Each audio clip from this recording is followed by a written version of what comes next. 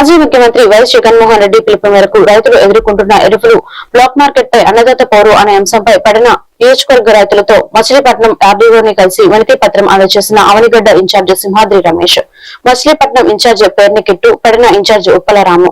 ఈ సందర్భంగా ఇన్ఛార్జి రాము మాట్లాడుతూ నేడు రాష్ట్రంలోని రైతన్నలు తీవ్రమైన ఇబ్బందులు పడుతున్నారని, యూరియా కొరతను అదుపులోకి తేవడంతో కుటుంబ ప్రభుత్వం పూర్తిగా విఫలమైందని తెలిపారు.